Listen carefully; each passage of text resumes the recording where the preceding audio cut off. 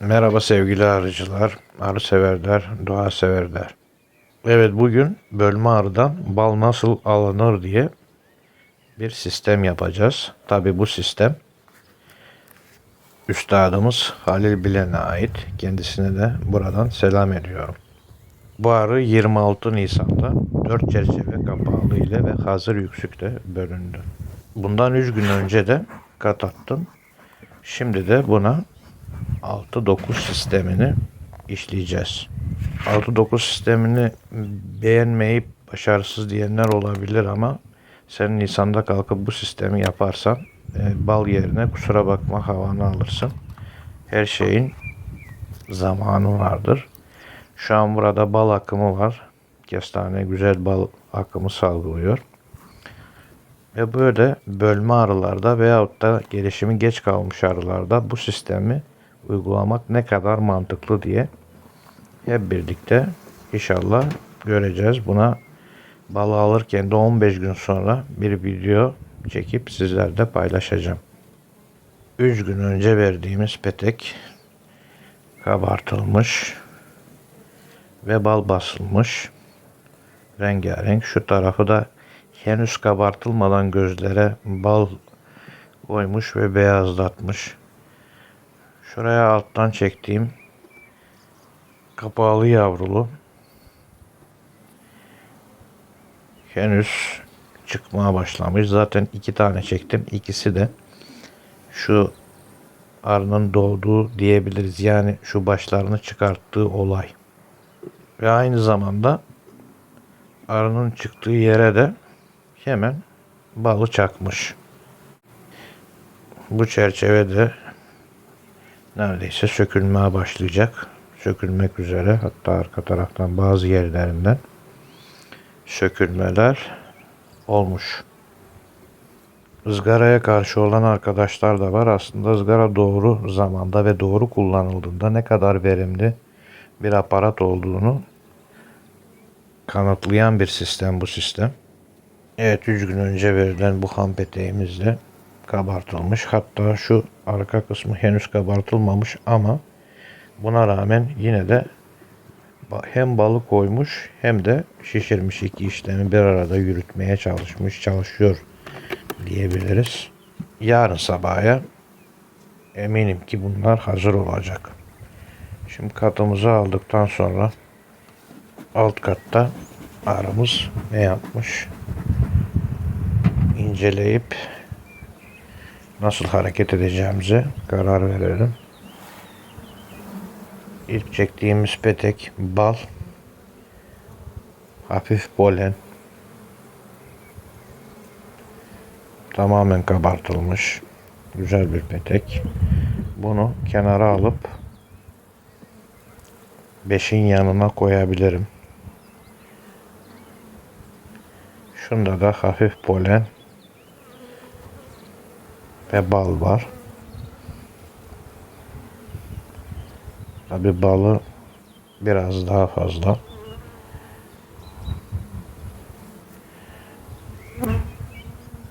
Evet, bu da gayet güzel bir tane petek. Bol bol nektar ve polen var.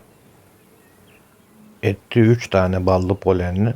Artık sonunda kararımızı verip bunu üste mi veyahut da 1'e mi koyacağım diye göreceğiz. Şimdi hemen şu peteğimize bakalım.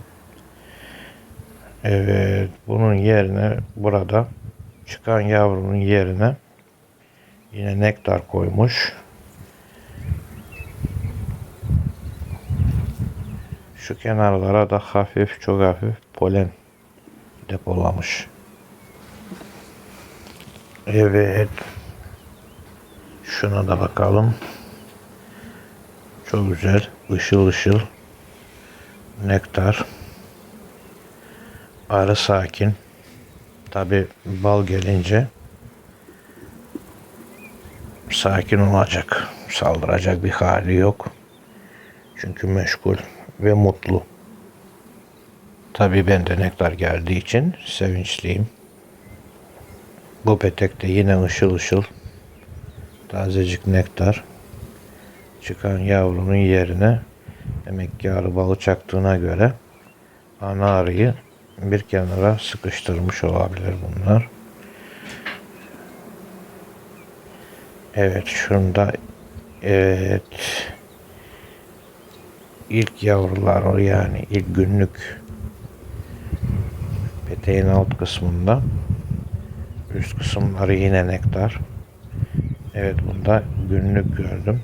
Demek ki ana arımız buraya en azından alt kısmına yetişip yumurtlamış. Evet, kapağlılarımıza geldik. Yani şunun da şu kenarları yine alt kısmında günlük ama üstlere, buraya da bal depolamış.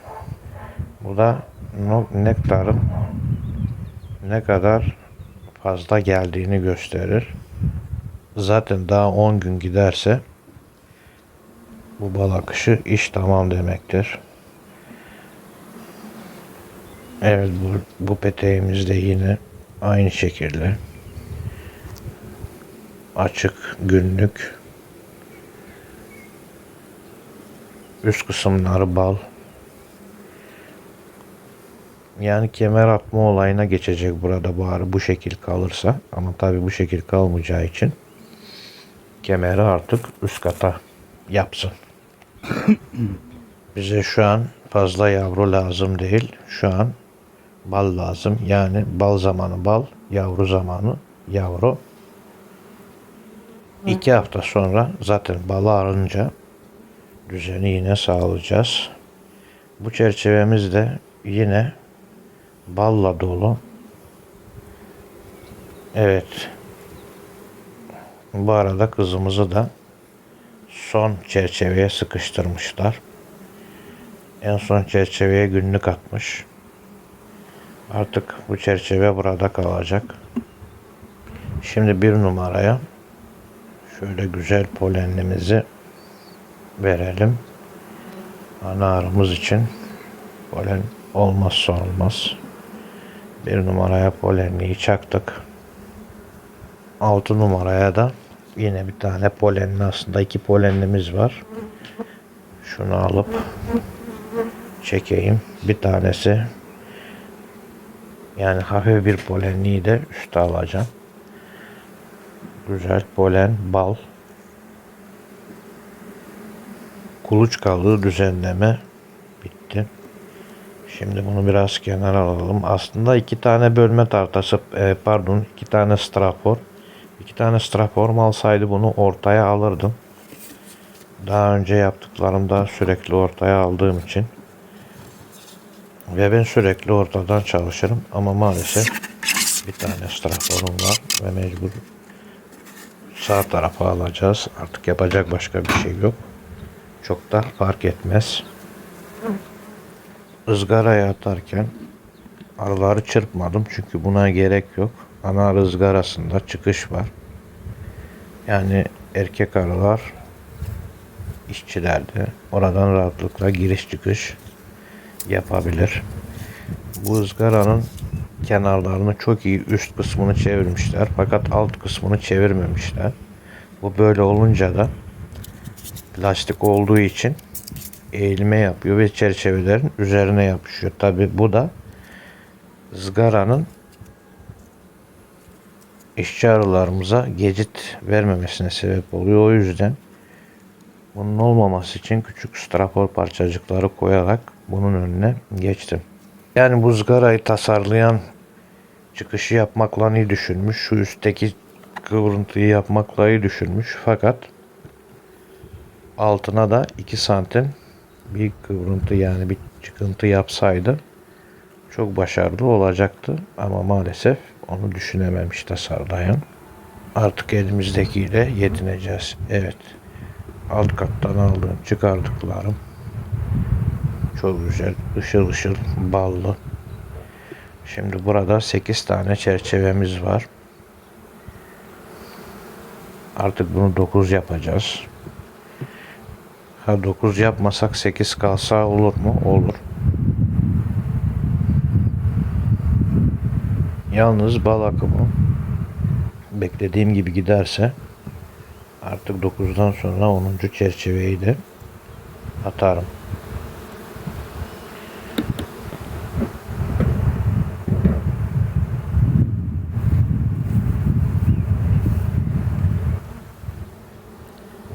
Evet, bu çerçevemiz erkek gözlü. Ham petek takmadım. Erkek arı üretmek için. Bundan bir çıkış oldu. Bunu vereyim. Evet. Kolonimiz artık hazır. Bundan sonra yapacağımız tek şey bol bol dua ederek bal akımının devam etmesi.